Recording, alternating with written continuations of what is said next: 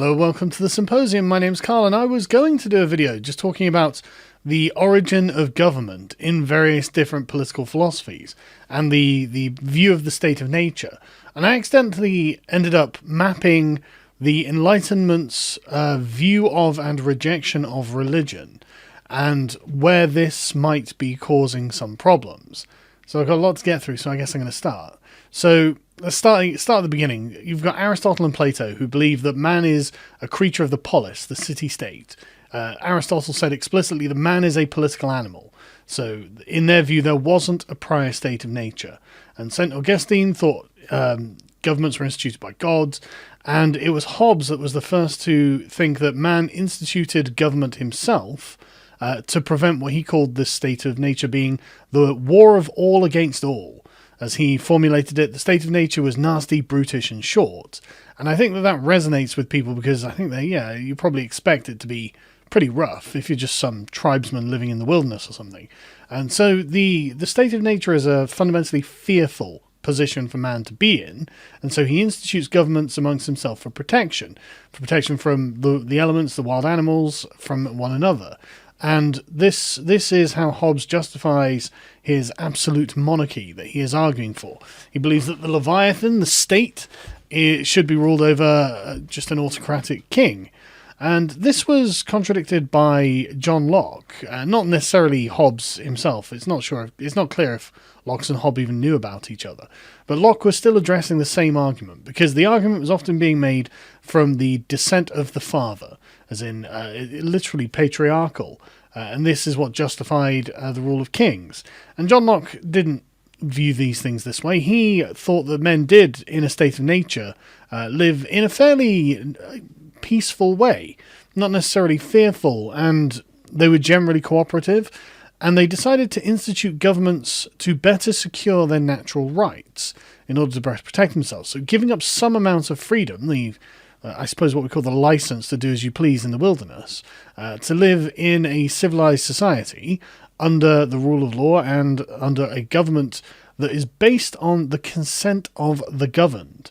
And this is a really, really powerful and revolutionary thought at the time. And this is directly influences the American Revolution. And it's a hard concept to get away from when you're talking about the modern state and the liberal state, because it really is all predicated on that. That's why we consider democracy to be the legitimate form of government, and we consider autocracy to be the illegitimate form of government at this point. And so this is the Enlightenment base that creates the basic justifications of a liberal state. It is there fundamentally for protection, for the enforcement of contracts, for the enforcement of laws, protect your country from invasion.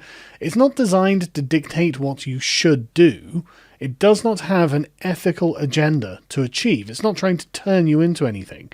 It is, and really all of Locke's view on this comes from property rights. The property that you have is what you acquire from which you mix your labour with, presumably from finding, Locke gives the example of if you find an untended piece of land and you build a log cabin on it and you start sowing seeds in the earth and start tilling the earth, you naturally would consider that to be yours, and everyone would consider it an injustice if someone else came along and took that from you from force. It was clearly your work that created this, so you own it.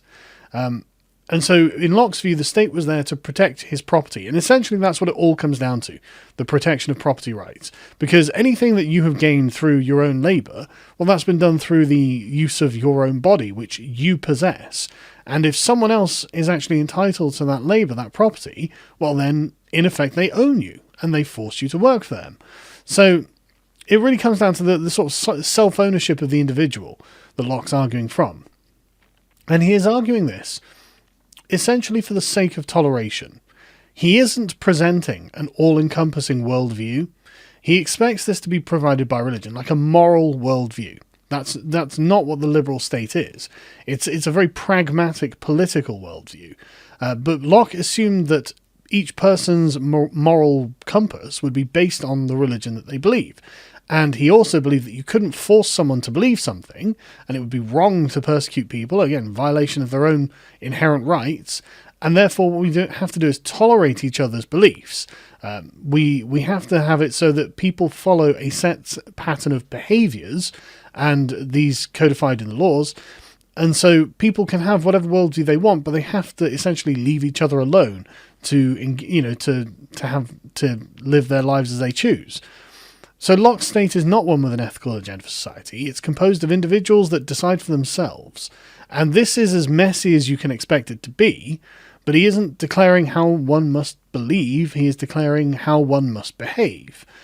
But Locke himself was a Christian, and he advocated against the legalization of atheism as to prevent the undermining of the moral foundation of society. And ultimately, he wasn't wrong. God is the supreme source of morality in the Abrahamic religions, and so in Europe at this time, which was hugely religious. And it's difficult for people now to understand just how religious the past was. Everything was steeped in religion as moral doctrine, up until Locke's time and beyond. So in the 16th, 17th and 18th centuries, Europe was ravaged, absolutely ravaged by sectarian wars that broke out as a consequence of Martin Luther's 95 Theses that were nailed on the door of a church in 1517. And it was toleration seemed to be the best way of resolving these wars. And I'm guessing that it works, as we're not fighting them now. But anyway, back onto Locke's view on property. There is actually an opening from Locke's position that excessive wealth, in his view, could infringe rights or liberties, which undermines Locke's initial perspective that we join into society and form governments so long as it better protects our rights and improves our condition.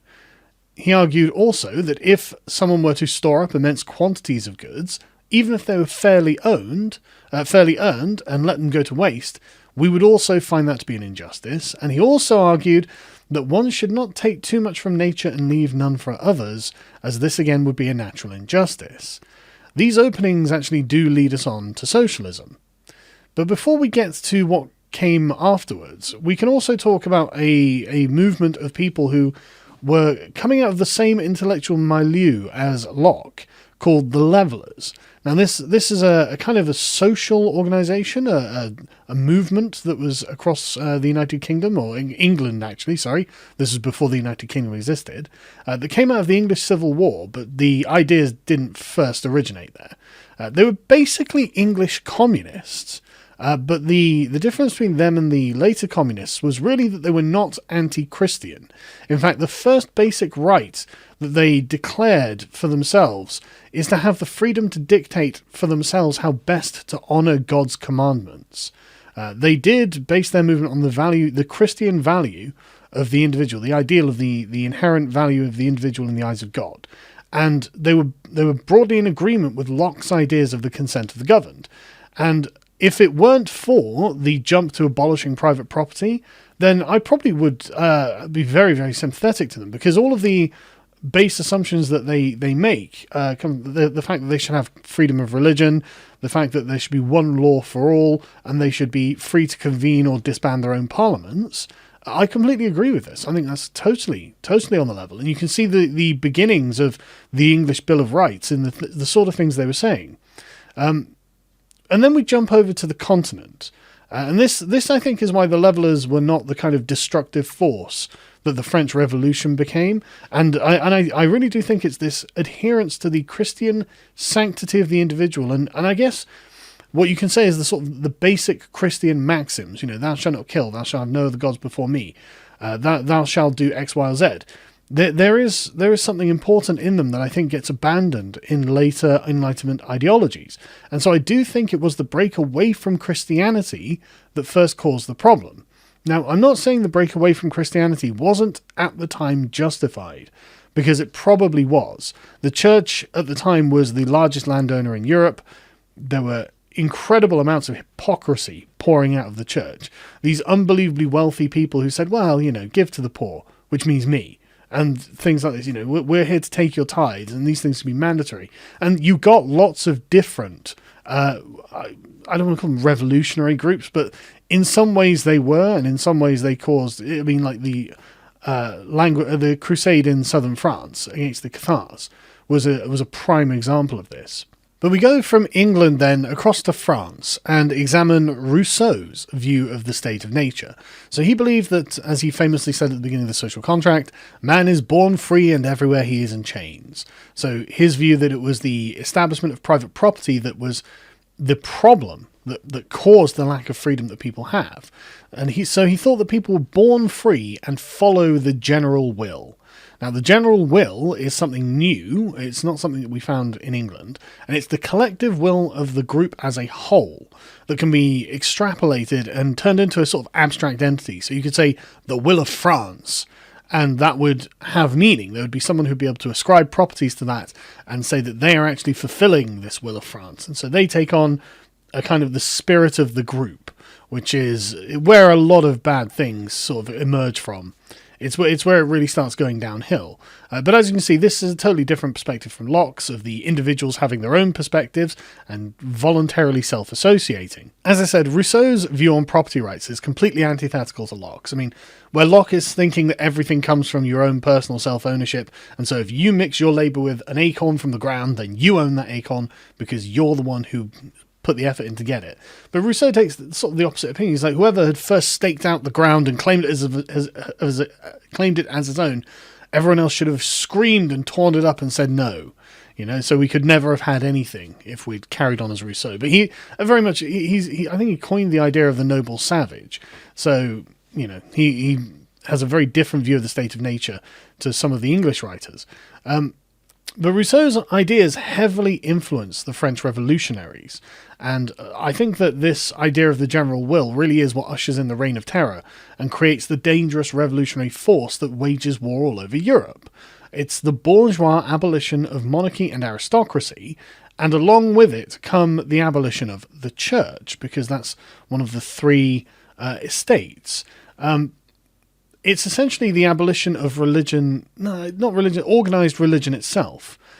And then the revolutionaries establish what they call the cult of reason. Because what they have done is they understand that God is the source of morality, but the church is highly corrupt. And it isn't necessarily an attack on religion itself that the French revolutionaries are doing, although I'm sure some of them were exactly like that. But they understood that there had to be some kind of moral source. And so for them, it decided this had to come from reason. And they personified reason as a goddess, that they were literally the goddess of reason. They worshipped at a festival. And if the accounts are correct, it was as degenerate as any pride parade that you'll see now. It's something that was quite shocking at the time, but it was revolutionary and explicitly anti-Catholic. It was an attack on the worldly assets of the church, but that had to go with a moral undermining of the church. But they knew that they had to create a replacement for Christianity, and that's what they were trying to do. Anyway, as you might expect, this cringe didn't last. And it was people at the time who thought that the cult of reason was absolute cringe. And one of them was Robespierre, one of the revolutionaries who instigates the Reign of Terror. He quotes Voltaire at length on this, saying things like, if God did not exist, it would be necessary to invent him. And that's kind of true. If you look at it from the moral frameworks, the assumption that, well, you're going to have to get moral instruction from somewhere. There's going to have to be a source of absolute moral good. So Voltaire's saying, well, we've got to identify that somewhere. So even if God doesn't exist, I mean, we've kind of, yeah, well, he does, actually, and this is it. And so Robespierre was, like Locke, in the fact that he loathed atheism. And so he also loathed the cult of reason, because that was cringe too. So he establishes the cult of the supreme being. So whatever moral author we refer to as God, whereas the Bible is, not suitable, and none of the other texts are suitable. You need something. But this fell with Robespierre, and Napoleon ended up restoring Catholicism, because there was just no other better options. But here you can see that the idea of creating a kind of comprehensive worldview that can have an abstract body that becomes a moral origin in, say, the general will, that becomes a problem, and that ends up replacing God, or at least interferes with the place of God. And that's a problem. Until you get, say, Karl Marx and Friedrich Engels. And this is where it gets really, really bad. So they didn't invent socialism, but they did essentially stamp themselves all over it. Again, they came out of a soup of ideas, and they stamped their dialectical materialism all over it, which, as you might imagine, is purely materialistic. There is nothing spiritual, there is nothing religious that is valid. Man is not a spiritual creature, according to Karl Marx. This is the antithesis of Marx's dialectical materialism. The only validity comes from the world itself. And what this does is raises God's commandments for a start, abolishes thou shalt not kill, replaces it with kill the rich. It creates a new moral system to the Christian system. It has moral demands that go far beyond the moral demands of the liberals and the liberal state. Then Marxism sets about destroying religion. In the Soviet Union, for example, they burned churches, they burned cathedrals, 100,000 priests were killed in the Great Purge, loads of religious institutions destroyed, and in the pursuit of this, the Soviets murdered somewhere between 12 and 20 million Christians. They created their own replacement for religion called scientific atheism, but this, as you might imagine, takes on the aspects of religion as per the cult of reason, because they are trying to do the same thing that they find themselves forced to do, the same thing that the French revolutionaries found themselves forced to do. They want to get rid of the church. The church represents the antithesis of class consciousness. This is getting in the way of the revolution, and it's obvious that this isn't true. This is all fanciful nonsense. Everything is class interactions, and it always has been from the dawn of time until now, and the French Revolution proved this to Marx, by the way. He very much viewed this as the case, but again, they find themselves encountering the fact that human beings quite often do have a spiritual side, and that has to be replaced with something. But anyway, returning to property rights, well, there are none, in theory, at least. The workers control all of the production. They are, after all, mixing their labour with it. So why should someone else own it? Why should there be capitalists who own those factories? Locke would answer this with contract law, just so you know. But Marx wishes the collective ownership of the means of production, which means, abstractly, that the general will of the proles will own it. Because, if you've got, 10,000 factory labourers, well, who owns it? Well, we all own it. Okay, well, who makes decisions? What, are we all going to get together for a vote every day, or are we going to elect a foreman to make the decisions? And so what this means in practice is that the foreman happens to be the bureaucrat. Whoever is running the socialist bureaucracy becomes the person who is directing the revolution. This is a huge task, as you can imagine, collectivizing all of the property of a giant nation, or many nations, an empire, such as the Soviet Union. Not that it ever fully came to pass or anything like that, but it became a command economy, but that was what they were aiming for. But it justifies totalitarianism. It's not that it just justifies it. It necessitates totalitarianism. It is totalitarian to say that the state is going to own all of the property in the country, especially if you start from the beginning that anything that you mix your labour with is yours, which is one of the prime arguments for why the workers should own the means of production. Well, okay, now nobody owns any means of production, and some bureaucrats are telling everyone what to do. They're dictating how the money is distributed. The leader becomes the figurehead of the revolution because it needs to be. You've got something quite spiritual going on here in the communist revolution. Once the bourgeoisie has been smashed, their property captured, the state distributes the wealth as it chooses, theoretically erasing class distinctions into one single class controlled by the proletariat, that is the proletariat, that then proceeds to educate society as to not need the state anymore, and then hypothetically the state will wither away into non-existence, and finally, after all of this struggle, after all of this death, after all of this tyranny, it is expected that the people will have been primed to accept real communism. So a classless, propertyless, moneyless, stateless society in which we all just do as we please, but still work in factories for some reason. This is, in the communist estimation, the final form of liberty. Locke opposes all of this, in principle, obviously. He believed in majority rule, and communism turns this into minority rule through socialism. Locke argues that if anyone has monopolised property, then this would be tyranny and grounds for revolt, hinging on the idea that we have a right to mix our labour with property and claim it as our own. Marx expected this contradiction to occur, however, and this is the important part. People can't mix their labour with nature as is their natural right, and so he expected that people would overthrow the system. This is one of his many contradictions of capitalism that capitalism just bends on to make sure that the contradiction doesn't break the system, which I think is the thing that Marx didn't really ever expect. All of his predictions are wrong, but not because he wasn't observing real problems. It's just that he assumed that the capitalists, again, like assuming the worst possible faith, wouldn't just give a little for want of losing it all. But this didn't end up destroying the capitalist order. The capitalist order just ended up taking into account some aspects of wealth redistribution, and communism is what failed in the 20th century. It was Orwell who I think did the most damage to communism philosophically, because he was a socialist. George Orwell was a socialist. He observed that the communist utopia is never brought about. It never happens. The strong man never gives up his power. It actually went really, really wrong and became terrible and tyrannical. And this is what he was describing when he made INGSOC, the party of 1984, English socialism.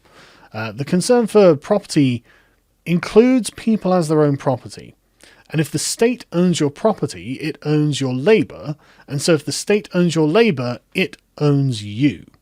The classes, as Orwell observed, did not disappear. The classes themselves evolved out of circumstance and necessity. And this is what he demonstrates in Animal Farm. The bureaucrats form a new class with interests different to the workers. The pigs began to walk on two legs and seem like men. It removes the right of the individual to evaluate their government, and this ends up becoming the antithesis of Orwell's more leveler-like beliefs entirely. So Orwell is completely opposed to the Soviet Union and what socialism becomes, and predicts that it can become like this, and demonstrates how it becomes like this.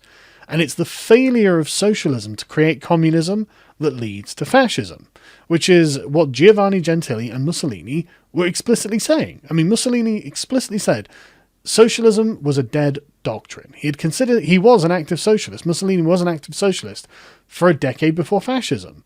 It had failed in its attempts to create communism. It had become totalitarian. It had taken ownership of the people of a nation to educate them in the revolution, but socialism had failed because it didn't actually want to do these things. These were simply necessary for the revolution, comrade. But the fascists disagreed. Giovanni Gentili disagreed. He actually thought that we could essentially turn the state into God. Full freedom, real self-actualization, comes in service to the state by the methods by which the communists had demonstrated could be done. The state was itself a kind of demigod. It held total power over society if one chose to take it. And again, the examples were there. It was expansive. It travelled through space and time, and it was the author of the people themselves. They grew up in this society, and if the state is the society, then the state is the thing that creates the people that sustains it. So what is good for the people is what is good for the government. As Mussolini had formulated it, everything within the state, nothing against the state, and nothing outside the state. The people themselves are a product of the state. Even if it had a start point in nature, this tyrannical state has given birth to a certain kind of person. And this is why Gentili considered the fascist state, having observed what the communists had done, to be an ethical state. It is designed to teach the people to be conformable to it. It is an evolution of what the communists would do. It was a good in and of itself to better perfect the people in service of the competitive state that would succeed in competition with other states, giving the people and the state the right to rule and conquer empire.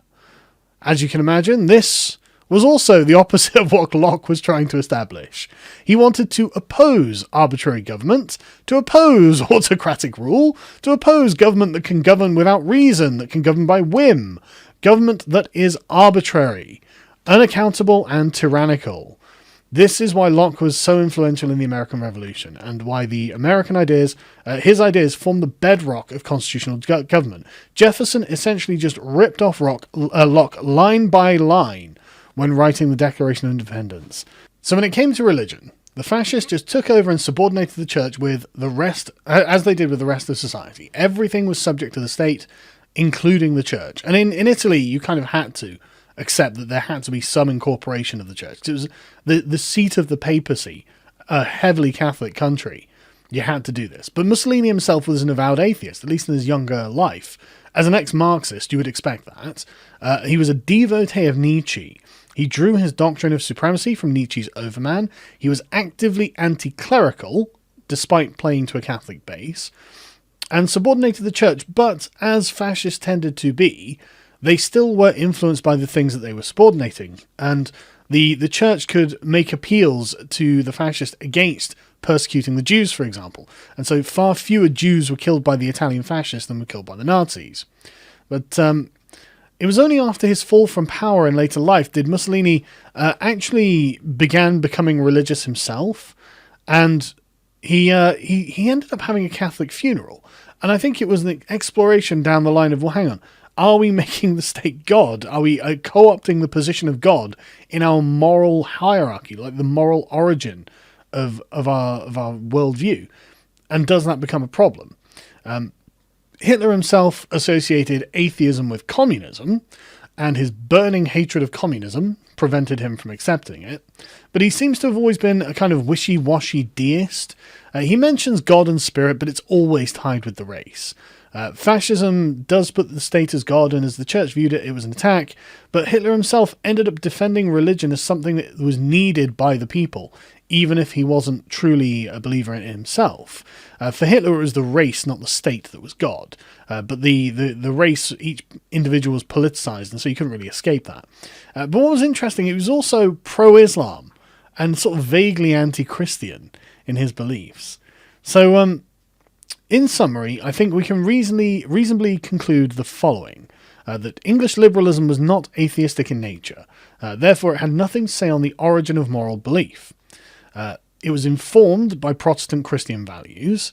French liberalism was explicitly anti-clerical, but not necessarily atheistic. It opposed the church on temporal grounds, such as land ownership, and shifts the moral origin to the will of the people, which is a revolution, and to reason itself, or at least an attempt at doing so. But they were way, way too early, and I'll explain why in a minute.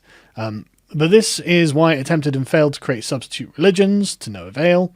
Marxism was explicitly atheistic, of course religion being the opium of the masses, replaces religious and national feelings with class consciousness as the moral origin, the point to be occupied by God.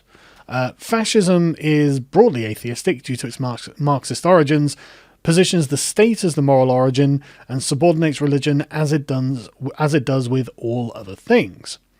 So there seems to have been an understanding of this going on, and there was a supplanting of the position of God as the source of moral knowledge from the sort of pre-Enlightenment Europeans to the post-Enlightenment, or the Enlightenment Europeans. And this is what Kant is trying to establish in his Metaphysics of Morals. And he says this explicitly. He wants to create a secular origin for moral theory. Without God, Kant's work seems logically to be the source of moral authority from the Enlightenment. It appears to work in the same kind of framework as Rousseau's general will, that is, there is a predefined group, which is in Kant's case the rational moral actors. They are the legislators in their own mystical realm where they get to decide what is and is not moral based on a priori universalized maxims to which they come to a common agreement. Whoever falls outside of this realm of ends is therefore not actually really a moral agent at all in the Kantian formulation, and will continually be particular in their moral judgments instead of using these universalized maxims. And will probably continually fall short of following the categorical imperatives that Kant's realm of ends will establish. He, in my opinion, sets a particularly high bar here, saying that anyone not acting from duty alone is not being truly moral. So they must be acting from some contingent self-interest, which negates the moral worth of their actions. This makes Kant way more austere than God, in my estimation, who has a great deal to say, at least Jesus has a great deal to say, about love and forgiveness. And this is something that I think Kant's realm of ends kind of has a deep void on which to say on there. But I mean, maybe I'm wrong. Maybe there's something I didn't pick up on here. But if you found this interesting, let me know in the comments and let me know if I missed anything. And have a great Easter.